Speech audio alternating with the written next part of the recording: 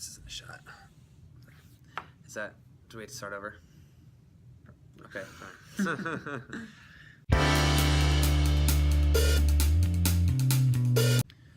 I teach kindergarten, and because I teach kindergarten, I teach all the subjects: math, reading, social studies, and science.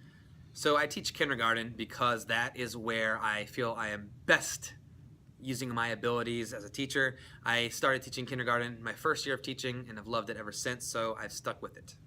So I've been teaching, this is my 5th year of teaching. I started teaching right out of college at Carter School of Excellence in Chicago, Illinois.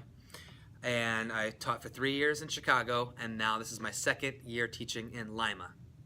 The community that I teach in right now is a very diverse community with different racial makeups and different income status. So it's a very interesting dynamic. You don't get that in a lot of places in this country. A lot of diversity, and it makes for a really great learning opportunity for my children.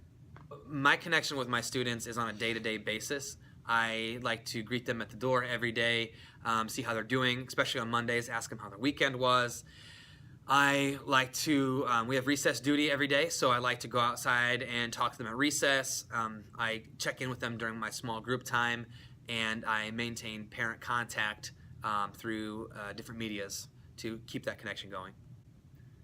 What are some experiences that have made you the teacher you are today?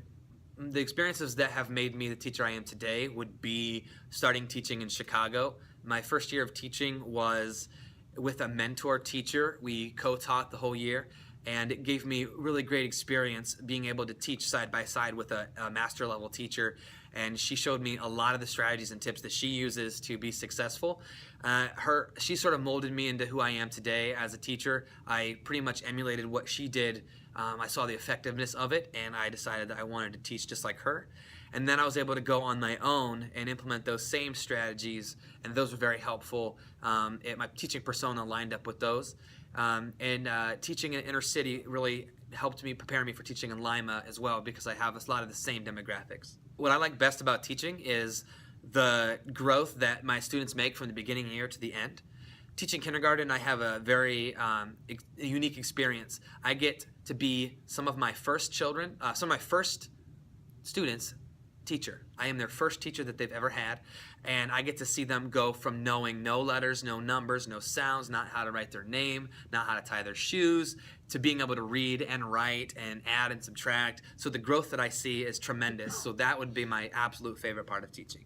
Some of the challenges that I'm seeing in the field of education is the teacher burnout ratio and teachers that don't make it very many years. More opportunities in college to go into classrooms and see, is this really for me or not? A lot of teachers go into education and then don't really get to do a lot of important work until their senior year during their student teaching.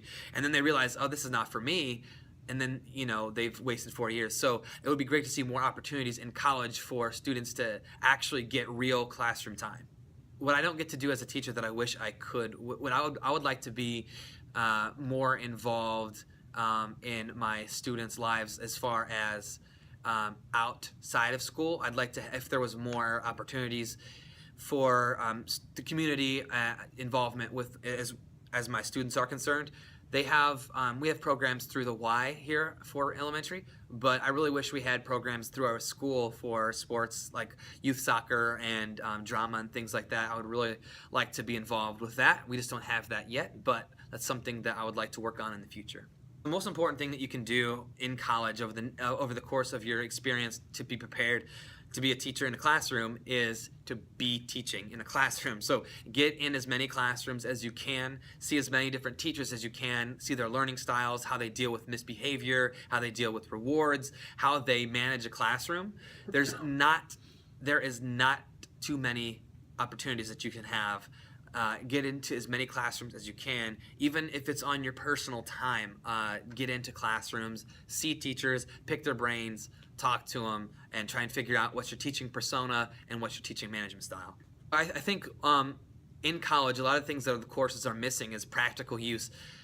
A lot of college courses have you design and create lesson plans and units, but they don't really focus on classroom management and how to deal with students and work with them one-on-one, how to deal with misbehavior, Some of the big time teaching strategies were not taught to me in college. I had to learn them in the field and actual classroom. So if I could make a change, or if I could have something for any university to implement, it would be to implement teaching strategies and your classroom management techniques into the curriculum, a lot into the curriculum, not just one class, but have real teachers come in and talk to students in real classrooms. My advice I would have for a first-year teacher is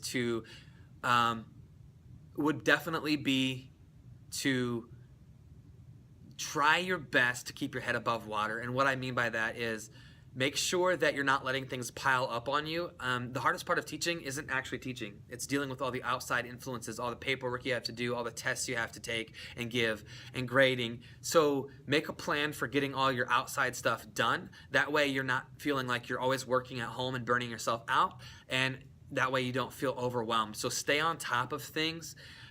When something new comes at you, schedule out a time to do it. And remember that you don't have to do everything right now. If you get an email that says you need to have this done by a certain date, plan out in your calendar when you're going to get it done. So my most important tip to a first-year teacher is try and stay on top of all your outside responsibilities. Specific strategies that I use as it comes to management would be narrating. That's the biggest strategy that I use. What narrating is basically stating your expectations and then saying who's following your expectations. Now, the reason why this is an important strategy that I use is because it gives students a chance that if they did not hear the direction, it gives them another chance to hear it. For example, if you are in the hallway and one of your expectations is to keep your eyes forward, what you do is you state the expectation. You say, okay, I need all my students to have their eyes forward in the hallway. And then you start saying who has their eyes forward. So you would say, Aaliyah has her eyes forward, and I see Krishanae with her eyes forward. I see Jordan with his eyes forward. That gives all the students a chance to remember the direction, and it also gives positive reinforcement to those students who are following your expectation. So narrating and giving clear instructions is a very important strategy that I use daily. I handle discipline in a sort of unique way, as I don't have a behavior chart or a clip system. I deal with behavior as it comes, and I like to give a logical, direct, immediate consequence to all behaviors. So the reason why I do this is because it helps me seek to understand my students and why they're behaving the way that they behave. I find that behavior charts and systems are reactionary and they're not proactive. So I have not been using it for 2 years.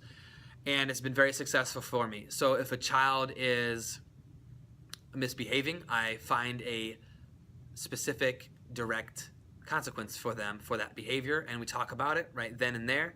I have a conversation with that student, and we move on, and the consequence is swift, and it's immediate, and it's appropriate. So it's very hard to say generalizations because everything has its different consequence, but the way that I do it is that through dialogue with that student and trying to figure out and find the source of the problem so that we can correct it. For example, the other day I had a girl who was supposed to be working on her independent work.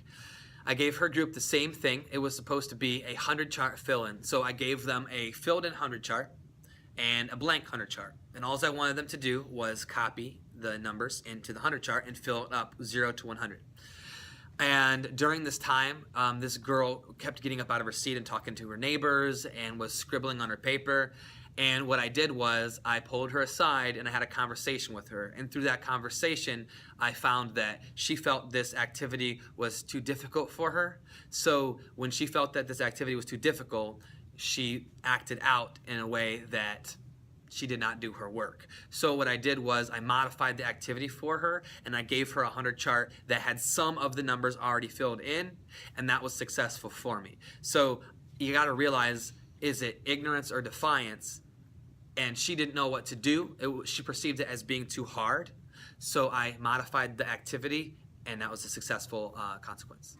I have 2 major reward systems in the classroom. One is whole group, and one is small group. My one management system for providing incentives for my students is called the Brain Power Jar. And this is a jar that's filled with a little fuzzy craft material. And the idea is when I see students growing their brain or working hard on something, we put some of the brain power in a jar, and when the jar gets full, the whole class earns an incentive. We could have extra recess or popcorn, something like that. And then I also have table points. This system is for each individual table. This is more for management of supplies and materials. So the brain power jar is for academics and expanding on your knowledge, and the table points is for management systems such as passing out papers and collecting papers. When a team gets to 10 points, they get to pick a prize. So a team could get to 10 points every day. It could take them 2 days, could take them 3. It's not if you get to 10 points, it's when you get to 10 points. So those are my 2 incentive systems.